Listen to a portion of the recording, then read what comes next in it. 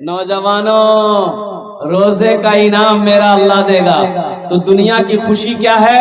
افطار کے وقت میں اللہ تعالیٰ روزے داروں کو جو خوشی عطا فرمائے گا اس خوشی کے آگے دنیا کی ساری خوشی فیل ہے. اور دوسرا انعام جو میرا اللہ عطا فرمائے گا وہ آخرت میں اللہ جو انعام دے گا وہ روزے داروں کو وہ انعام ہوگا اللہ کا دیدار.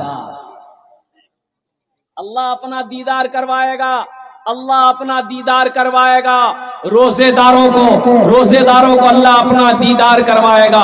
اللہ کا جلوہ وہ ہوگا کہ اللہ کو بندہ جب دیکھے گا 50,000 سال کا گزر جائے گا, 50,000 سال کا وقت گزر جائے گا, بندے کی نظر نہیں ہٹے گی. سوچو میرا اللہ کتنا خوبصورت. بندہ جب اپنے رب کو دیکھے گا 50,000 سال گزر جائے گا, بندہ پلک نہیں جھپکے گا. یہ روزے داروں کو اللہ انعام عطا فرمائے گا, ایک دنیا میں ایک آخرت میں. دنیا کا انعام افطاری کے وقت میں جو خوشی ملتی ہے اس خوشی کے آگے ساری دنیا کی خوشی فیل ہے, بیکار ہے. اور دوسرا انعام آخرت میں اللہ دے گا, اور وہ انعام ہوگا اللہ اپنا دیدار کروائے گا. تو انشاءاللہ پابندی کے ساتھ 300 روزے رکھیں گے انشاءاللہ. کتنے لوگ تیار ہیں؟ بہت اچھا. اچھا, رمضان میں ایک روزے دار وہ بھی ہے روزہ نہیں رکھے گا لیکن افطاری میں سب سے پہلے بیٹھے گا. بولو بات صحیح کی غلط تھی, بولو. افطاری میں سب سے پہلے وہی بیٹھے گا. امار افطاری کے لیے ہنگامہ اٹھا دے گا. آنکھن تک کچری نہیں بنے لے, آنکھن تک گھومنی نہیں لی تو ہو تے روزہ چھکے نہیں چاہ اتنا جلدی کا نا. وہ جواب دیتا ہے کہ ہم کافر ہو گئے, ہم افطاری بھی نہیں کریں. نہیں تے پکا مسلمان چاہتے افطاری پہلے کرو. ایک روزے دار وہ بھی ہے روزہ نہیں رکھے گا, سحری بھی نہیں چھوڑے گا, سحری بھی نہیں چھوڑے گا اور روزہ بھی نہیں رکھے گا. سحری کھایا کرو, یہ برکتوں والا کھانا ہے. سحری کھایا کرو, یہ برکتوں والا کھانا ہے. چاہے یہ کھجور ہی کیوں نہ ہو, ایک گلاس پانی ہی کیوں نہ ہو, مگر سحری کھایا کرو, یہ نبی کی سنت ہے. سحری زیادہ نہیں ہونا چاہیے, سحری زیادہ, ہاں روزہ نہیں تو خراب ہونے کا ڈر ہے. اب مطلب نہیں کہ روٹیوں کھیلان, بھاتوں کھیلان, دوستوں کھیلان, کھیروں کھیلان, کھچڑیوں کھیلان, سب کوس یہاں تک پانی بولی پانی یہاں تک. تو ایسے ہی کھانے والوں کو ڈکار ہوگا. ایک آدمی ایسے ہی روزہ رکھ کے کر رہا تھا تو ہم نے کہا کہ اللہ کا بندہ سحری کم کھایا کرو. بولا حضرت ہم مختصر کھاتے ہیں. تو مختصر کھاتے تو کیا کھائے ڈکار لے رہے ہو؟ بولا کہ 6 کو پراٹھا 1 کلو دودھ. یہ مختصر ہے, پھر زیادہ کیا ہوگا, زیادہ کیا ہوگا. اس لیے میرے بچوں سحری کھایا کرو, پابندی کے ساتھ 300 روزے رکھنے ہیں انشاءاللہ. شاید شعبان کی 26 تاریخ ہو گئی اور 4 دن رہ گیا. 4 دن کے بعد روزہ انشاءاللہ پہلا روزہ جو ہے وہ 11 تاریخ سے ہو یا 12 تاریخ سے ہو. اب وہ چاند کے حساب سے دیکھا جائے گا, انشاءاللہ شروع ہو جائے گا. مسلمانوں جو کمزور ہو, روزہ رکھنے سے کمزور آدمی نہیں ہوتا ہے. روزہ رکھو گے اللہ طاقتور بنا دے گا. کمزور ہو اللہ جسم کے اندر میں طاقت پیدا فرما دے گا. روزہ رکھو اللہ تقوی والا بنا دے گا. روزہ رکھو اللہ تمہیں پرہیزگار بنا دے گا. روزہ رکھو اللہ تیرے چہرے پہ نور پیدا فرما دے گا.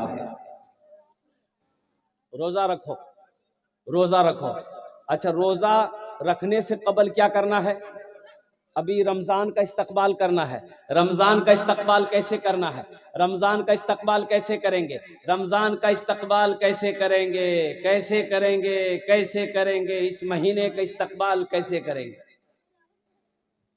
پہلے زمانے میں ایک گاؤں میں ایک امام صاحب تھے, لوگوں کو سمجھایا کہ لوگوں سنو, رمضان آ رہا ہے, 1 مہینہ روزہ رکھنا ہوگا. صبح 3 بجے بھور میں کھانا کھا لو گے, شام کو پھر 6 بجے کھانا ہوگا. کوئی پانی میں ہاتھ نہیں لگا سکتے, کوئی کھانے میں ہاتھ نہیں لگا سکتے. وہ آ رہا ہے. لوگ سب کل کی ہو بہت تو بہت خطرناک چیز آئی جی. امام صاحب پوچھل کہ کدھر سے آئے گا؟ تو امام صاحب کل کی پچھم طرف سے آئے گا. چاند کے بارے میں، چاند نکلے گا روزہ شروع ہو جائے گا، پچھم سے آئے گا. بولا اچھا ٹھیک ہے آنے دیجیے، ہم لوگ بھی دیکھ لیتے ہیں کیسے آتا ہے. اب کچھ لوگ لٹھی اٹھی لے کر کے شام کے ٹائم بستی سے باہر نکل گیا کہ آنے ہی نہیں دیں گے، آئے گا کیسے؟ اور امام صاحب نے یہ بھی کہا تھا کہ رمضان کے بعد، رمضان کے ساتھ میں عید بھی آئے گی، عید بھی آئے گی. اچھا دونوں کو سمجھ لیں گے ہم لوگ. یہ ایک اونٹ والا اونٹ لے کے آ رہا تھا، ان لوگ دیکھ لیا، بولو یہی ہے، یہی رمضان ہے. اونٹ کے ساتھ میں کوئی اونٹ کا بچہ تھا، بولا یہی عید ہے. یہ دھولائی کیا ہے اونٹ والے کی ان لوگوں نے، اللہ رحم فرمائے. تو امام صاحب کو پتا چلا، امام صاحب نے سمجھایا کہ لوگوں اللہ کے بندو، رمضان کا مہینہ ہے، روزہ رکھو اللہ کے حکم سے. 30 روزے رکھنا ہے، چاند دیکھ کر روزہ رکھو، چاند دیکھ کر عید مناؤ، یہ اللہ کا حکم ہے.